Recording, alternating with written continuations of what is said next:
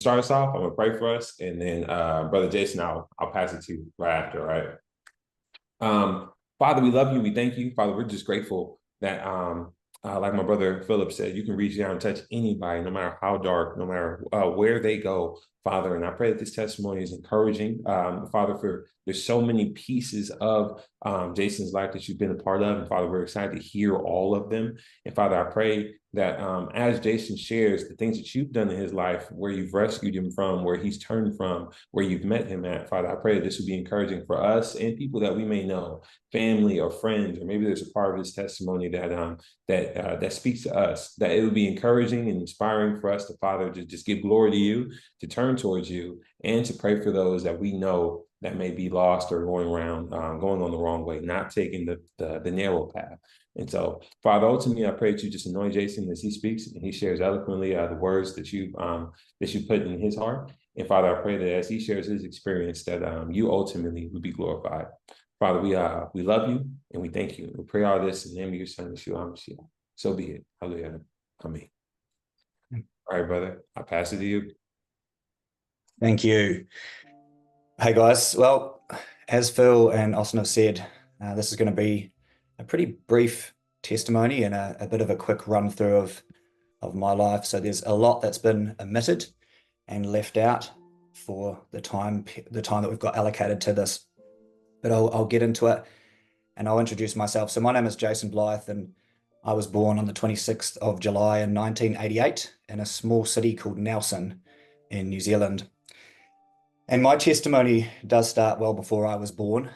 I can see, having come to the faith, that the Father has certainly had a plan for my life, and obviously it's all for his glory. But at 16 years old, my mum was a very gifted child. She was training at the time with the New Zealand Olympic swimming team, and she was taking very high-level world-class piano exams, and she was about to leave school early to go and start studying dentistry at university when a tragic accident happened. One afternoon, she was traveling home from school on the back of a motorbike that she wasn't supposed to be on, with a boyfriend that she wasn't supposed to have. And as they traveled through a roundabout, a van clipped the back of the bike and sent them flying. My mum landed on her head hard, a really long distance from that bike, and was instantly put into a coma, where she was placed on life support through a ventilator. And a short time after, the doctors told my grandparents that she would never be anything more than a bedside vegetable, and the decision was made to switch off her life support to let her pass away. Now, as they did that, she was meant to die, she breathed on her own. So this was the first part of the miracle. But after a little bit more time, there was nothing more that the doctors could do. My mum was brain dead.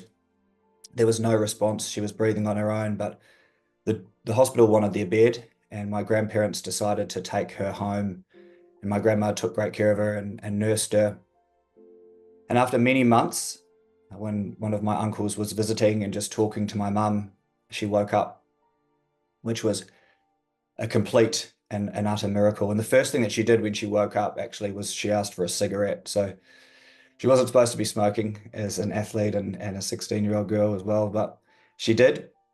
And when she woke up, she was paralyzed on her right-hand side.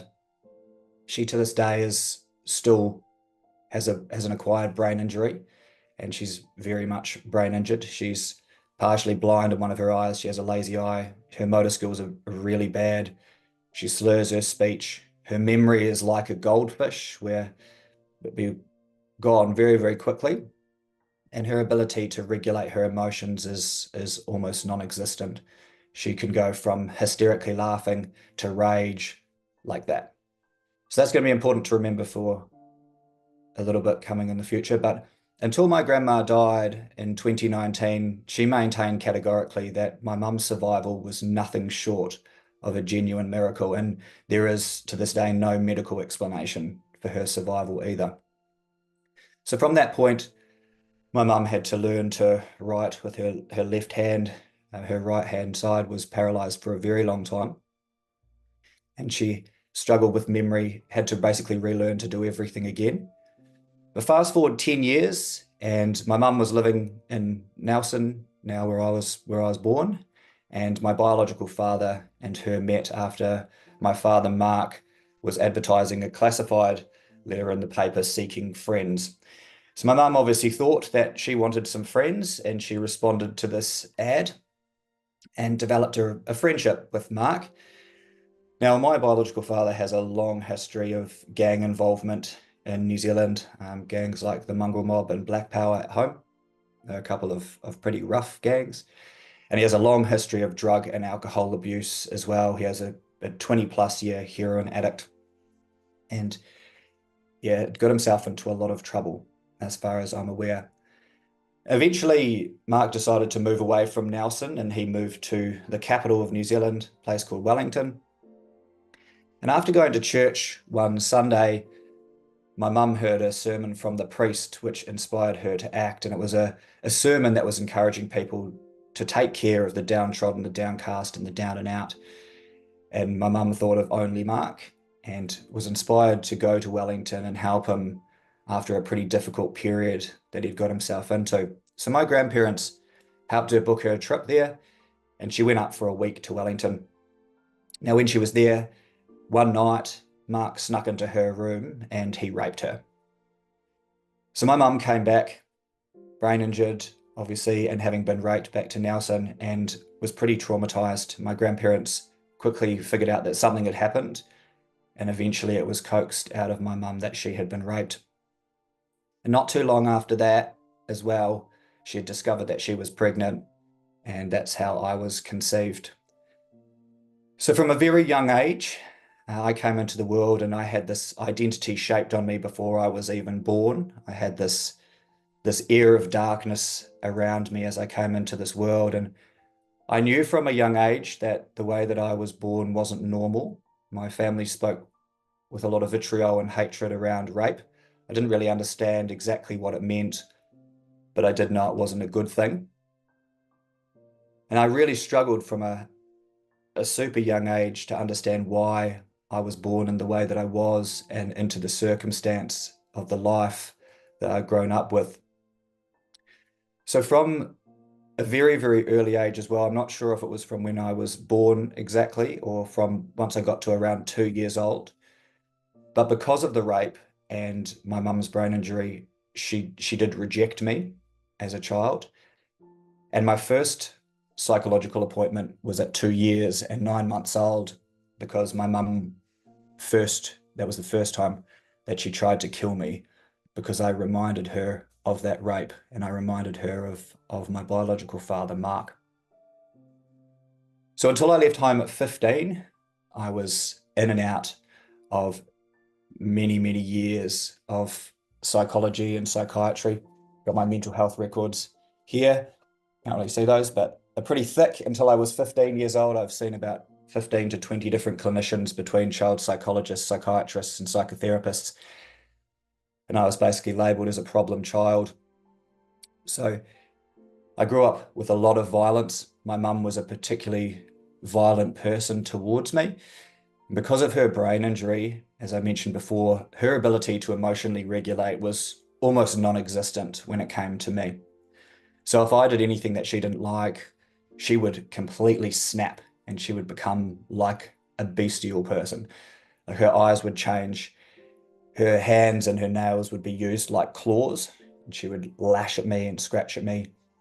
She would smash me over the head and around the body with belt buckles and stomp on my head and kick my body while I was curled up in the ball, protecting myself and covering my face. She's poured boiling water on me. She's thrown knives at me. And when I was 8 in those mental health records there's a report from where I told one of the clinicians that she'd stabbed me. So when my little brother was born, my mum got married when I was 3 to my stepdad, John, and the year later they had my half-brother, Joey. Anytime he cried or anytime we fought as brothers did, she would get severely angry and she would bash me. So I was a little kid and I couldn't get away from her to hide in bedrooms. We didn't have locks on the doors and I wasn't big enough to brace against the doors to stop her from getting in. So I learned very quickly that as soon as she had one of these snaps and she started to change and she would go crazy and her eyes would just be lashing all over the place. Her tongue would be slashing around in her mouth. I had to get outside fast. What I'd do is run straight for the front door and run off into our backyard where I could get away and maybe wait 15, 20, 30 minutes until she would calm down and probably forget what had happened, and I could sneak back inside because her memory wasn't so good. So I grew up fearing for my life for the majority of my childhood. And because of the violence that I had at my home with my mum, I spent a lot of time living between my mum and my stepdad, John's house, and with my grandparents. So my grandparents, if it wasn't for them, there's no way that I would be even here today because of their faith. Their abortion was zero option as far as they were concerned when my mum was raped. The only decision they really had was whether or not I would be adopted out. But obviously God had his hand on my life with that one and made sure that I was protected by my grandparents, so to speak. And again, if it wasn't for them, there's no way that I would be here today, and in particular, my grandma. So because of the violence that I went through as a kid, I was very, very angry at God. I believed in God. I didn't really know who he was. I grew up in a Catholic family, so I had a basic understanding of the faith and a basic understanding or a concept that there was a God, and I believed in that. And at most of the point of times in my life, because of the stuff that I was going through, I questioned my existence. I was so angry towards God, wondering why I'd been given the life that I had. I felt I'd been created for evil, and I felt I'd been created to become evil. I knew that Jesus, Yeshua, had been born of a virgin through an immaculate conception, and here I was, born of a virgin that had been raped. And my life just felt like the complete opposite. And I thought I was destined for darkness.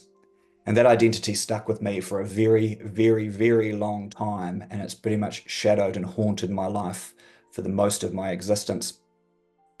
But because of growing up in this extremely violent and a very unloving environment as well, I get a lot of behavioral problems. And as I mentioned, I was in and out of child psychology for a very, very long time. I've seen a lot of different clinicians, and I mentioned to all of these people everything that was going on. I begged for help. I cried out for help. And at one point at 8 years old, and those mental health records there as well, I remember going into an appointment and going off at the child psychiatrist and saying to him, I just couldn't understand the injustice of it, that I was there as an 8-year-old kid being beaten and being abused and telling these people and being like, why do I have to come to these appointments? Why aren't the people that are doing these things the ones that are in the appointment? Why am I here? Why am I coming into this place? But still nothing changed. Again, reports were made to Child Family Services. The police were involved, and an investigation started but never completed. And I eventually settled a historic abuse claim with the New Zealand government in 2022 because of it. But still, this sort of stuff went on and I wasn't taken away. And I had a lot of trouble at school because I wanted to fit in. I sought attention. I was a disruptive kid in class, and I was labeled with ADHD. I was labeled with oppositional defiance disorder, severe attachment disorders, and all these different kinds of things to label me having these problems. And I didn't know as well if my grandma was my mum and my mum was my sister, or my mum was my mum. So I was very confused around who my primary caregivers were and who I was meant to take as an authority figure. So I got bullied pretty heavily at school. I basically I was taken out of school most Wednesdays for psychology appointments, and people would call me mental kid. I would turn up to school with scars on my hands or injuries on me at times as well, and the kids knew that my mum was different and I was different as well. So I got teased for that because my mum was mental, and not by my mum, but I was also sexually abused as a kid as well. And from about 3 years old, pretty much every single friendship that I had growing up and until I left home at 15, every friendship was based around sex.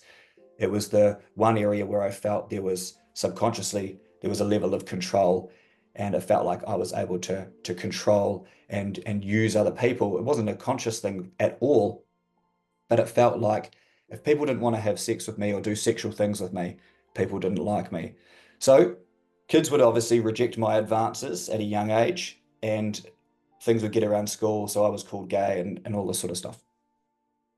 So I had a really tough time. I hated, as I got into the first years of high school, I didn't want to go to school anymore. I was totally angry at society. I was angry at being at home. I didn't want to be at school. I would catch the bus, the 15 Ks or almost 10 miles to school. And as soon as the bus got to school, I would jump off and I'd either have my soccer boots and a soccer ball in a bag, and I'd go down to the local field and I'd play soccer all day and catch the bus back home, or I'd get off the bus and I'd start walking home the long way so that it would take me almost the 6 hours just to get back home so I didn't have to be at school. But the one area of my life which was really a godsend, and I know the Father has given me to teach me discipline, which I couldn't have got in any conventional education system, was I was a gifted athlete. Like my mum, I've won swimming competitions, I've won triathlons, I was a rep soccer player, I played in the National Youth League, and I was also, my primary sport, I was an international inline speed skater where I won national titles, I won international medals. Those photos there on the left-hand side, I went to the Junior World Championships where I got top tens at Junior Worlds, and so I represented New Zealand for 6 years. And in that top left photo, that was a photo in a World Championship final, the 1,000 meters. I was one of 7 people. I was the national champion and the record holder at the time. But I self-sabotaged in that final, and I never really gave it a good crack. Didn't want the attention, I don't think, in hindsight, and I didn't give it my best. So not long after that, when I came back home to New Zealand, I basically I quit. I quit that sport and started a new journey. But towards the end of my time in Nelson, when I was getting to about 14 years old, I was refusing to go to school. I'd spend weeks just in my room, and all I'd do, my relationship with my grandma had broken down at this stage, and I could no longer live with her. I'd become too much for her to handle. And at times, there was a time she had to leave Nelson in an emergency because she was about to have a mental breakdown just because of how bad and off the rails I was. She had a police officer coming around most weeks to try and mentor me, to scare me straight. She had a priest who was trying to mentor me, also a guy on my skating team who was trying to mentor me and keep me out of trouble, but none of it seemed to work. So when she left, I moved back in with my mum and my stepdad, and I was getting to the point where I was getting bigger now and I could defend myself. So there was fights and there was obviously blood and bad things cops were called. So I couldn't stay there anymore either. And I was either going to end up homeless at 15 or I was going to go into foster care full time. So I came up with a third option, and I ended up moving in with a family in the North Island, in a little city called Palmerston North, with a guy that I skated with. The New Zealand skating team was mostly based in Palmerston North, so I moved there and started school there. And leaving home, I was scared, but obviously I was excited because I believed that all my problems were going to stay behind. I thought that all of my issues were completely circumstantial. I didn't realize that I was traumatized. I didn't know that I had a huge amount of problems, that I didn't know really how to take care of myself. And my emotional regulation was bad too. It was like, I liken it to if you've got a dog that you lock in a room, in a dark room, and you barely give it any attention other than chucking some food at it and you bash it. And one day that dog's going to bite you. And then you're probably going to leave that door of your house open one day and that dog will escape. And then the people outside are going to try and stop the dog from getting hit by traffic. And that dog's going to bite those people too because it doesn't know anything other than to bite those people. And the people out on the street are going to say, it's a bad dog. Let's put the dog down. But it wasn't the dog's fault. It had been trained and knew nothing else other than to bite. And that was me. So when I left home at 15, moved to Palmerston North, started school. The bullying started there. Everything kept going on just as it had done. Couldn't live for very long with the family I was living with because that relationship broke down. So I moved in with another family. That relationship eventually broke down. Moved in with a girlfriend. By 16, I'd stopped going to school altogether. No one could make me go. And I just wouldn't go. So I'd just wag. I'd just go to school and then walk away or whatever. And all I wanted to do was sport. So I'd spend hours and hours playing soccer at a park or practicing skating sitting on a wind trainer on my bike. But through sport, as I said, I learned discipline. And when I went to the Junior World Championships, I was training 14 times a week, not really going to school, but kind of going to school and just trying to be a normal kid. So a rest day was like a 50K bike ride. Don't know how many miles that would be, but it's a lot. So it would take about 2 or 3 hours, and that was a rest day.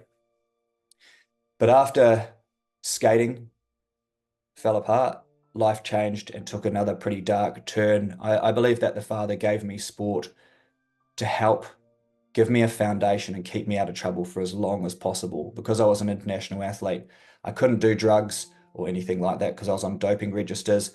I didn't really drink because obviously it was pretty against what I was doing at the time. But after I quit skating, I created my own fake ID, and I changed the 88 on my license to an 86. And I started sneaking into clubs and going nightclubbing and drinking. And again, this was all it was all sex for me. And as soon as I started drinking, this is when I had big problems. I would black out most of the time, and I thought I was 10 foot tall and bulletproof, and I would take people on that were way bigger than me, and I'd get myself into bad trouble. But again, the Father protected me from some pretty bad situations. Now, after living in Palmerston North for about 3 years, I moved to Wellington at 18 and decided to take a totally different trajectory in my life. I started doing music, and I saw this was as a way to be able to get some recognition and some fame and some adoration that I had never got all through my childhood. I realized in hindsight that it was purely about seeking attention. I was looking for the attention of the world to validate me for what I didn't get as a child. And really, music just became an excuse to kind of do whatever I wanted under the guise of art. So I was a frontman of a band. I was basically at this time of my life an absolute mess. My life had gone completely upside down. I had bright blue hair. I was basically like an early transsexual before it was the modern thing to do. So yeah, this was me when I was doing my music. This is actually even older than that, and I looked a bit different at those times. But I would on stage often wear just girls' underwear and high heels, and I would do crazy things when I was playing these shows as a singer. For example, one show that got shut down very, very early on in my music career, I snuck in about 40 liters of jelly, which is, I think, about 11 gallons in American measurements, into this venue. And about halfway through the show, I started dumping it all over the floor, chucking it in people's faces, got all over the sound desk, fights broke out, and the venue shut the gig down halfway through, called the cops, and there were big fights. And because it was so bad, the venue rung every single other venue that we were about to go on tour around the North Island to and said, do not let this band come and play. And every one of those venues contacted the other bands that we were meant to tour with. And they said, if this band, Six Section, my band, comes with you, we will not let you play. So this was just one example of the kinds of things that I did. I was a menace with these shows, and it got a bit of attention, and people liked it because it was just crazy. But I lived in Wellington for about 3 years, and at 21, my life kind of fell apart. The band broke apart, as all things in life did. Another door closed, and I decided to move to Sydney in Australia, which is where I live currently. So I booked my flight 10 days before I came here. I'd never been here before, and I moved over and I lived in a hostel or a backpackers for about 3 months. When I first moved over here, coming to Australia was pretty bad for someone like me because the level of ability to party with 24-hour nightclubs, the access to drugs that we didn't have in New Zealand, like party drugs like cocaine and MDMA and pills and all that kind of stuff, was just so much more readily available. Straight away got into trying heroin and crystal meth and yeah, doing all that kind of stuff. But I came over here, got involved in the heavy rock and roll scene, an alternative scene that was very much kind of like people like how I looked. And then I started my band again, which was my primary reason for moving over to Australia. New Zealand has a total population of 5 million people, and Sydney has that population. So that was my mentality. I'll go to a city that has the exact same population of New Zealand, and surely there'll be more opportunities for me to make it with my music.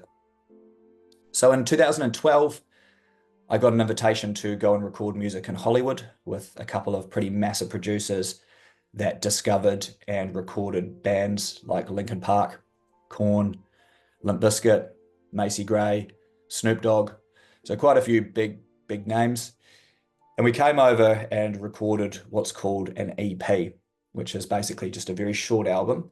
And the reason or the idea behind it was these guys were famous for finding new artists, creating a sound, selling them then to a big record deal, and essentially breaking and making huge bands. And that's how these guys made money. So the music was pretty cool at the time. It was a different style of music. Again, I did a lot of screaming. This was kind of like a rap rock style of music. And I think it could have done pretty well, but I can see again that the father had to shut the doors on that. And eventually that fell apart. I know at that stage, literally, if I had got any level of fame or fortune at that stage of my life, I probably would have ended up dead then. I was so reckless that if anyone told me to do a handstand on the edge of a balcony 10 stories up, I would have done it. I didn't care about my life whatsoever. I would do any dare and do anything just to get attention. I didn't care about whether I lived or died. So whenever that fell apart, thank God, and my life and my mental health fell apart pretty quickly after that as well. And I was extremely depressed. My anxiety was so crazy that I could barely even leave the house. I would catastrophize everything. Wouldn't even mow the lawn because I would think that a stone was going to flick up and hit me in the eye. Walking my dog was a struggle. I'd think that a car was going to come and drive off the road and crush us. And if I was at the train station, I'd have to hold on to a pole because I thought that either I was going to chuck myself in front of the train or some other force was going to chuck me in front of the train. So I got to the point where I started planning my suicide.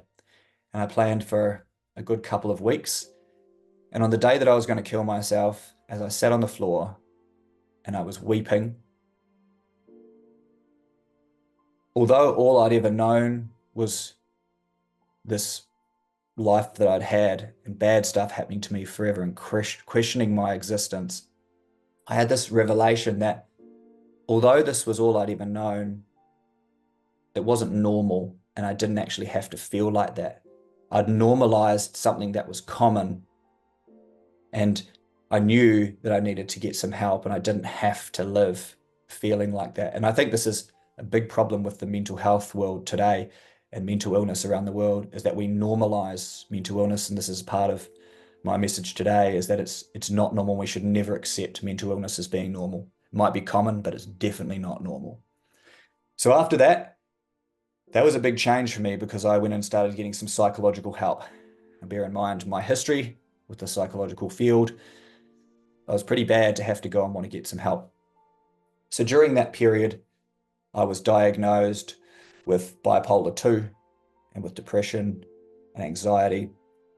They were considering borderline personality disorder, and I was very heavily medicated on antipsychotics, antidepressants, and mood stabilizers.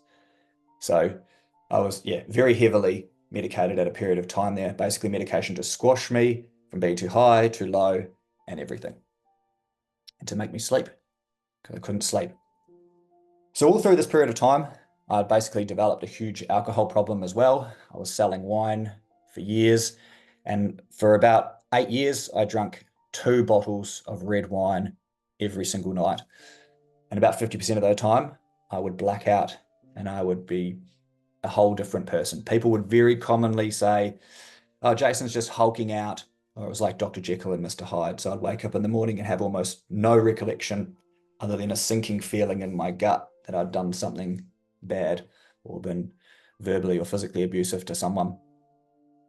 But I never stopped because it's just normal in Australia and New Zealand, normal as part of our drinking culture over here, just to get absolutely as wasted as possible. People judge a good night over here by how blind drunk you get. If you don't get wasted to the point of blackout or wasted on drugs, you haven't had a successful night over in this part of the world. And again, it's something that we just normalize as part of our society and our culture. It's super toxic. So I didn't really see that I had a problem. Again, it was hard to be objective around my drinking. All I knew was me. But at this time, I met a I had a few relationships, but I met a girl called Maddie, and I started a relationship with her, Madeline. And it was relatively volatile purely because I'm volatile, like all of my relationships. But during this period of time, we moved in together, and my music, as I said, had failed, but I was still keen on making it famous. So this was my primary focus all through my young adult life, was how I could be successful in music. It was what I was chasing.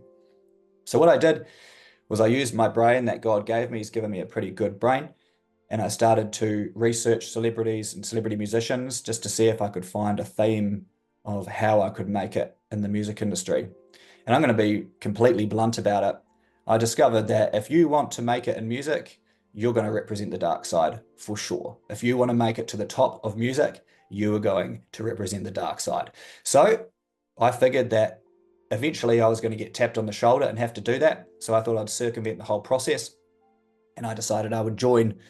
So I went into Freemasonry, and at that point of going into my first Freemasonic early meetings, I met a guy at a dinner who asked me about joining another order as well called the OTO, or the Ordo Templi Orientis.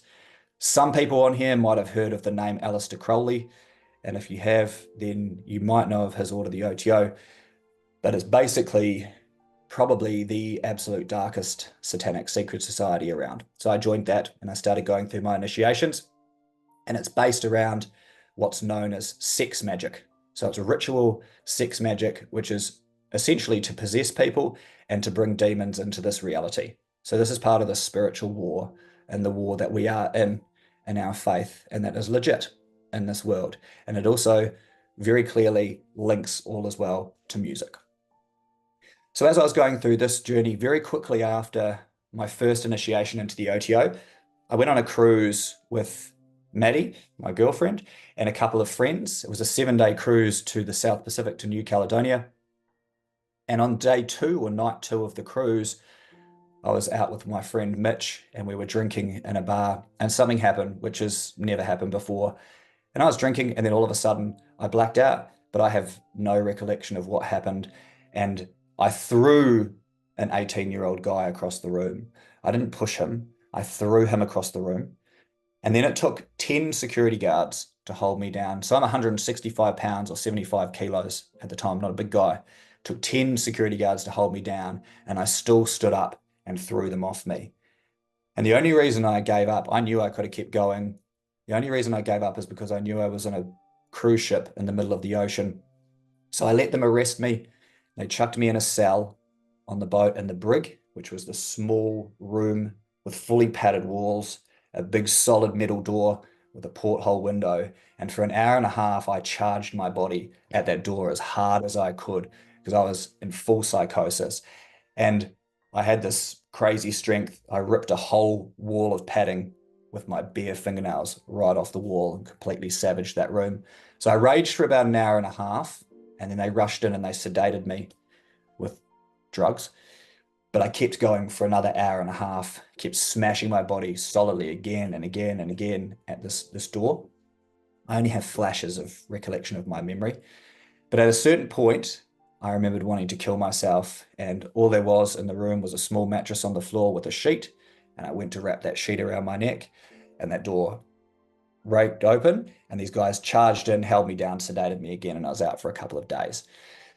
Now, something supernatural happened at that point in time. I'll let you think about what that might have been. But I had a security guard placed outside my door for the rest of that cruise. And at that point, I wasn't barely allowed to speak to Maddie for the rest of that trip. Again, this is where the father worked through her. I'm not going to go into too much of the details, but I was meant to get deported back to New Zealand. I was expecting that as soon as I walked off that cruise ship, the Australian Federal Police were meant to be waiting there to take me and to deport me back to New Zealand. But we walked out, and there was nothing. So I stopped drinking at that point for 9 months, and my life somewhat improved because of not drinking. But after a short period of time, that 9 months, I figured I could control it again, so I started drinking more and more. Now, during this time, I was getting further and further into the OTO and into Freemasonry. My main focus was the OTO though. And one night I went to a dinner with my spiritual mentor's house. His name was Phil. And I got drunk and I said very boldly, look, I know how this works and I want to be famous. I'm happy to represent the dark side publicly to recruit people. And he goes, you've been loyal and we can make it happen. Who do you want to work with? And I said, so and so and so and so.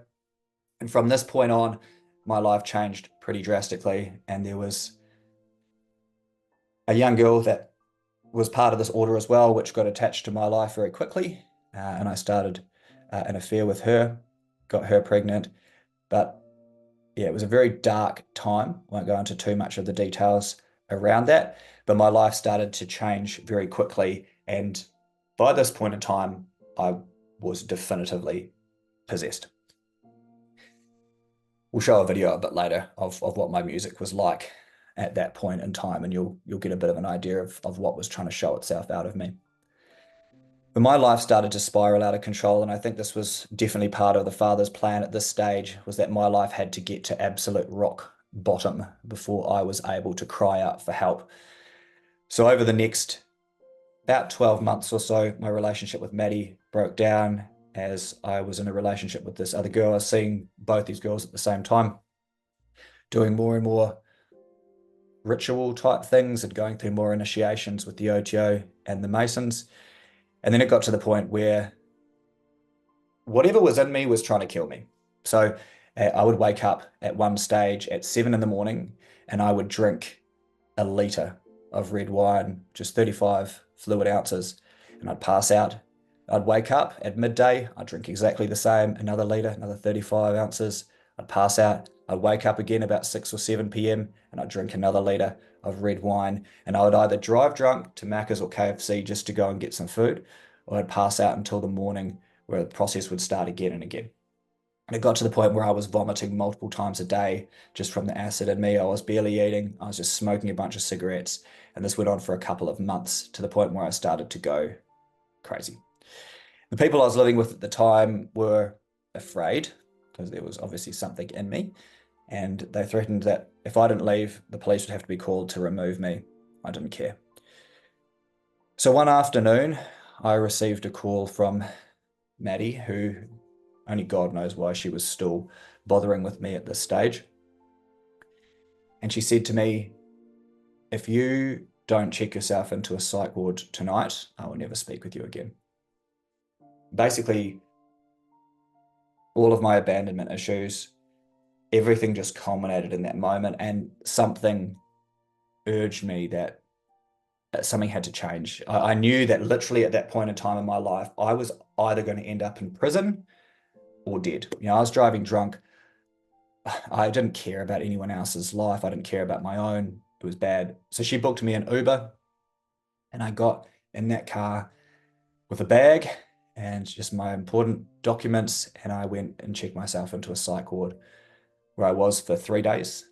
Then I moved into a detoxification unit at this hospital here in Sydney for about 3 weeks. And then from there, I moved to the dodgiest rehab in Sydney for the next couple of months, where there were 35 guys in a house. 33 of them had been paroled there as part of their release from prison. And about 30 of those guys had all been in prison because they'd been on ice, what we call ice in Australia, crystal meth.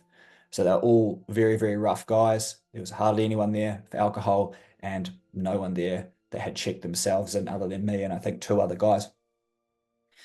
So it was a pretty rough environment to be in this house. And it was during that time in the first week that I spent my 30th birthday in rehab. So for me, it was quite symbolic because I was leaving my 20s and all of this hectic recklessness of living in Australia since 21, and then coming into this period of being in rehab, facing the choices that I had to take some final responsibility for my life or just keep on being and going down this path that I was. But again, I had to be in this place with a bunch of really, really rough people that I didn't want to be around, and I didn't want to come back ever again. And there was this one moment that I had a choice where everything changed. And one morning, I saw this very small bookcase in the rehab, barely touched. And as I looked through the books, there was only one book that jumped out at me, and I grabbed the Bible. And then for the rest of that time that I was in that rehab, every single moment that I got, that I could get away from everyone else for some peace and quiet, I'd read the Bible. I didn't know a huge amount of what I was reading, couldn't understand a huge amount of it, but I knew that this book held the answers to change my life forever. So I'd committed at that point to reading it and to getting through it. And then from there, my 30th birthday, having gone through this decision to follow whatever this book says with a childlike faith, my life has changed. So that will be where we'll finish this part of my testimony, and we'll go on with some questions soon. Austin. All right. And right now we'll just show that period of Jason's life where he was talking about. It was super reckless right before he went into rehab. Just so you can see how dark it was when he was between Masonry and that Order of Aleister Crowley, the OTO. Here's a clip from, I believe you said it's a clip from your former music video, right? Yeah, that's right. Yeah, this was a song which was called Mum. It was a song written basically about how angry I was and what I wanted to do to my mum.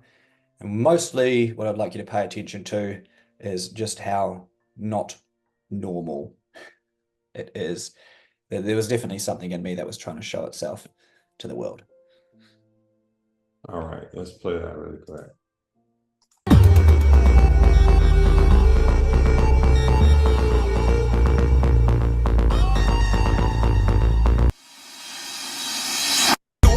Relates to me, see, product of extreme hate, product of rape, once a rape, baby, always a rape, baby. It's legitimate, I'm illegitimate, and create a monster house. The problems don't we all? It's a problem. Need more f***ings in this small world, more wars about to unfurl. It's a problem, you got problems.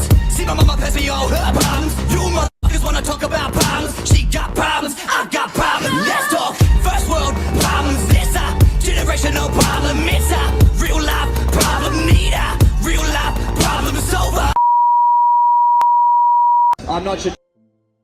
So that, I mean, I feel like that right there highlights it. And this video continues, and we can send it to you if you'd like to see it, with his life now, and he's preaching on the street. But we just wanted to highlight, like, this is the music he was making, and like you mentioned, Jason, I think it clearly shows and illustrates what you were under and what you allowed yourself to be taken over by, right?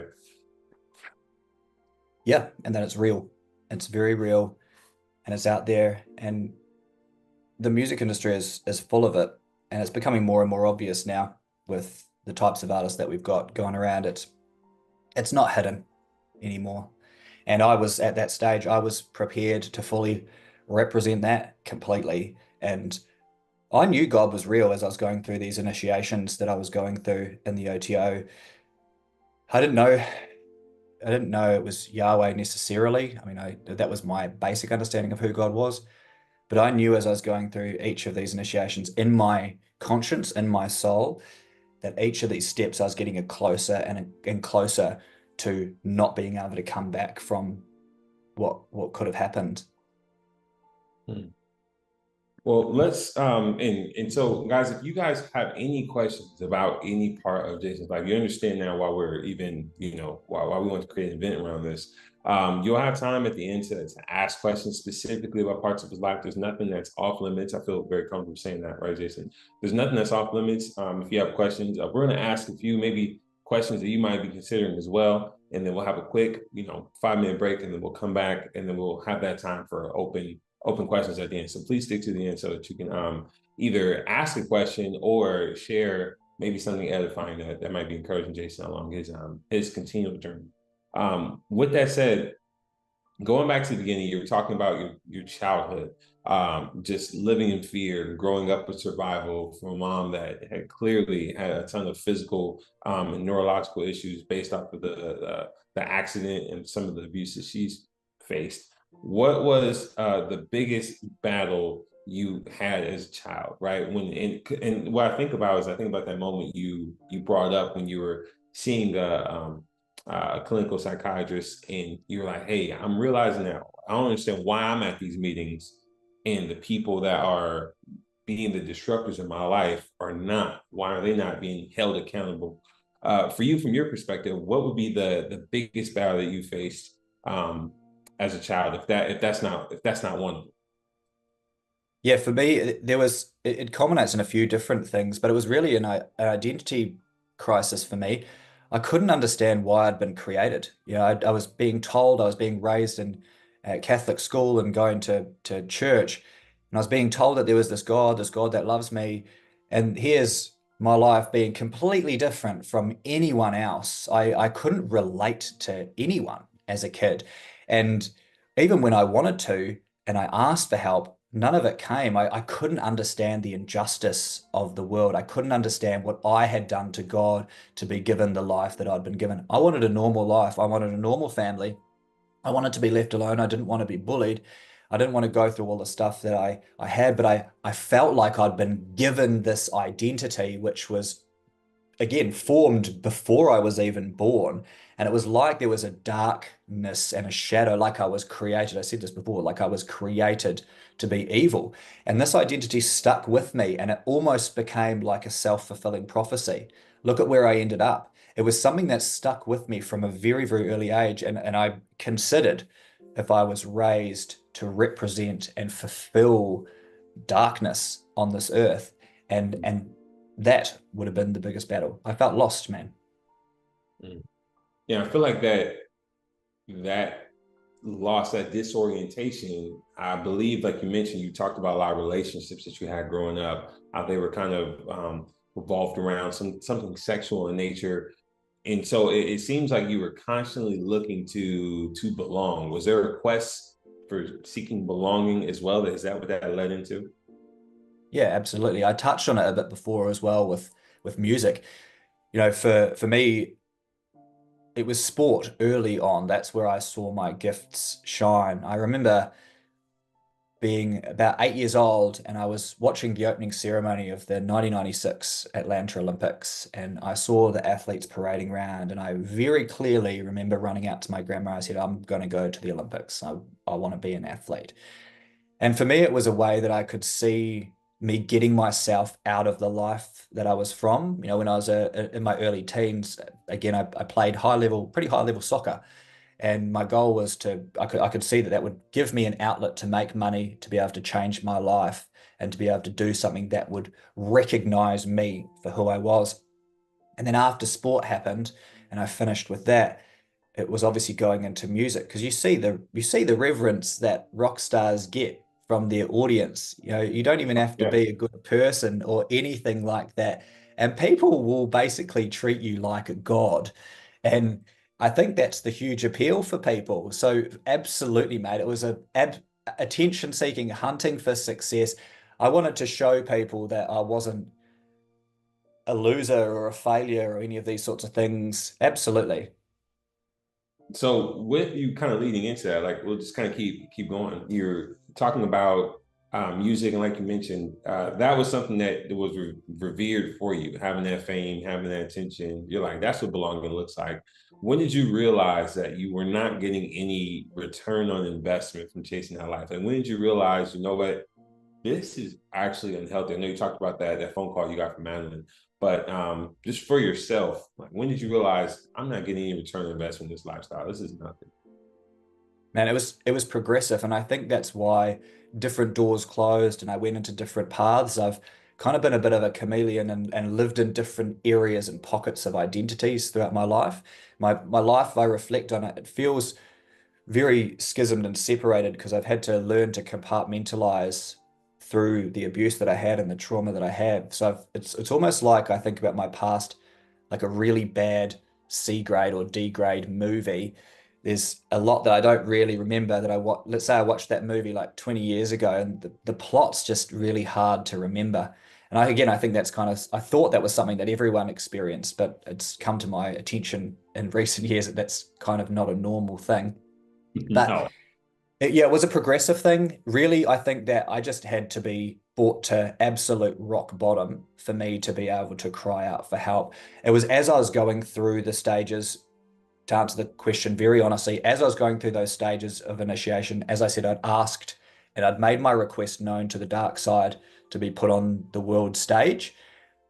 It was becoming literally told to me Yeah. about different types of initiations that I would have to go through spiritually, about pouring all of my blood into the cup of Babylon and it would never be able to be undone and all this sort of stuff. And was I prepared to go through the process of being an empty vessel for something else?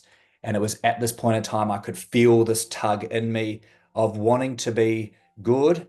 And I felt like it was the Father pulling me and being like, don't do this. This is, you can go too far here. Mm. And it was in the process of my life being destroyed and getting to absolute rock bottom that I realized that I was incongruent from the person that I'd always wanted to be. Even though I've painted myself as a very good villain through my testimony, I never wanted to hurt people. It was never my intention. I am the byproduct of my childhood. I am the absolute product of having come from what I came from. And I'd grown up with my grandparents who instilled in me good morals. I'd grown up with Christian values. I didn't intentionally hurt people. It just happened because I was a traumatized kid that didn't have the ability to be able to self-regulate or go in the right direction. I was primed to be able to go into something like the occult, into a cult mentality. I was primed for that, the seeking and all that kind of stuff. So it was only towards really the very, very end that I realized that this was hopeless. And I think I had to get to that point from the Father to be able to reject that life, to turn so hard to this life. So speaking of that, so do you believe like he closed doors intentionally, like a part of him hitting you, making you hit rock bottom and trying to get you to make that turn? Do you believe that like everything was strategic? He intentionally kept closing doors to kind of gear you towards that rock bottom? Absolutely. I feel that all the way through my life, I can see that the Father's had his hand on my head and he steered me out of trouble and away from where I definitely should have ended up either in prison or dead. There's no way I should be here today. Man, just I don't know a lot of people that would, like you said, that have made it out of your story. I mean, obviously you can tell like that was defined, right? That was the Father like, keeping you and being and never completely forgetting you, remembering you, and bring you out of it, which is incredible. To even sit here and see you glorify the Father now through your testimony is incredible. And I love that you mentioned, like when you kind of capped off your testimony, you were saying, like I committed to reading the Bible. Like I realized like there's something in here that holds the answers for me changing my life. And so from there, obviously it was a long time from then till now. How many years did you say? From rehab? Yeah, from rehab to now. Almost 6. Oh, 6 years. From in those 6 years, you've continued to grow and dive into your walk with the Father and just in this faith in general. As of right now in this current season, like what scripture really speaks to you? The thing that the main scripture that did stick with me for a very, very long time was a scripture in Corinthians that I struggled with a lot of different substance abuse. I'm going to pull it up so I can absolutely not make a hash of speaking it out. But it was in 1 Corinthians 10 and verse 13. And this stuck with me as I was struggling with smoking and different things, all the things I had to stop from coming from the extremeness that I did. And it says that no temptation has overcome you except such as common to man. But God is faithful, who will not allow you to be tempted beyond what you're able. But with the temptation will also make the way of escape, that you may be able to bear it. And it spoke to my discipline, again from sport. It was something I learned, and it's something that's with me now to this day. And I'm so grateful for that education. I couldn't have got it from school or uni. But that there is a call to action. It's a requirement of being faithful and persevering. And that was something that I've learned. I've learned to just survive like a cockroach, man. So if the Father said that nothing on this earth is going to be more than what I can handle, then I believe that. Man, I love it. Dude, just this is incredible. Just to see you and just you being alive in the season of life you're in right now is that's amazing. Man, that's all glory to the Father. So with everything that you've gone through, everything that you've endured, that you've suffered through, that you've survived, what where do you feel like the Father's leading you next? Like where to now? Like what's going to be the next part of where you feel like the Father's going to, where are you going? Where's he taking you? Well, I believe that, again, the Father's had a plan for my life since before it began. He's given me this crazy testimony, which is obviously his story. And I believe he's given me the gift to be able to share it as well. So through sharing my testimony, this, as an example, is an opportunity to be able to share a bit of my story. But the plan of what we want to do through the Immunocenter, and personally, what I want to do as well is to be able to have opportunities to speak in particular to youth, and in particular within that youth to young men as well, to hopefully inspire people that are inside and outside the faith to be able to put their trust in the Father. You know, if I can go through the stuff that I've gone through, I definitively know, again, I know categorically that the Father is real. The evidence is in my life. Again, this is a small testimony of the stuff that I've been able to overcome through Yeshua and faith in the Father. But we are planning to outreach to as many schools as we possibly can within faith-based schools as our primary focus to start. Also faith-based communities to inspire youth to stay on this path, to warn them about some of these pitfalls. One of our main mottos here at the Immunocenter of what we're looking to do is that prevention is always better than cure. And there are so many things out there now for our young people, for all of us, but for our young people as well, where the enemy is creating a slippery surface and an uneven footpath where people are going to be able to fall off this path. And as if you've mentioned as well, Austin, previously, as kids go to college and university, as we call it over here in this part of the world, as people graduate university, most of them also graduate from their faith. So it's about being able to try and hold people to the faith, but also call people from dark places to the Father, because people are going to need hope as we get towards the end, as things hot up here on the earth and we get closer and closer to Yeshua's return. We know Yeshua said it himself, right? There's in Matthew 24, we're going to be coming up to a time like has never been seen before on earth. And we want people to make it into the kingdom. We want to be the ones that are out there, hopefully sounding the trumpet and calling those in and keeping those in the system as well, here to hopefully just offer some hope. You know, if my life's anything to go by, hopefully it should offer some people some hope.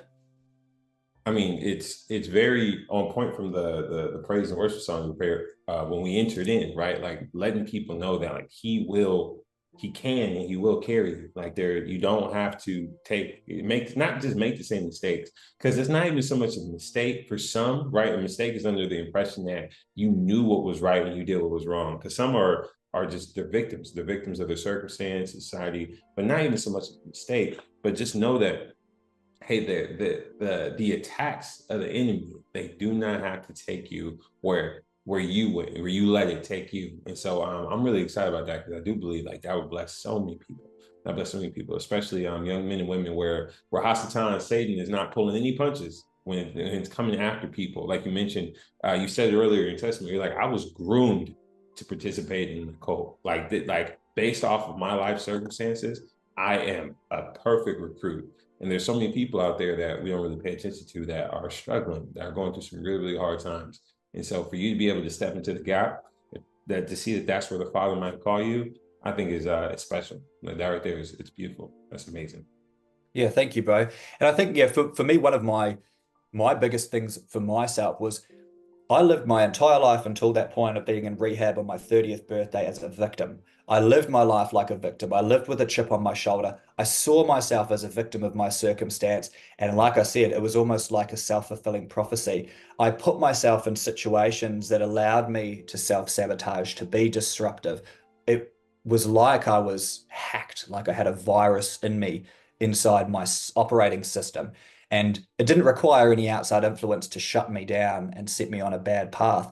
But because I thought of myself as a victim, then of course that's the way that I lived my life. And it wasn't until I decided to take responsibility for my future that things changed. And that is a primary message of mine that I want to encourage anyone, whether on this call or for youth or for anyone in the future, is we all have the responsibility to take responsibility for our own lives and to not, we've all got trauma, every single one of us. We don't come off this earth unscathed by trauma and pain, but it's how we respond to it that is going to define where we end up. And that individually comes down to all of us being faithful and how much we believe in the word and how much we rely on Yeshua to guide our steps on that straight and narrow path.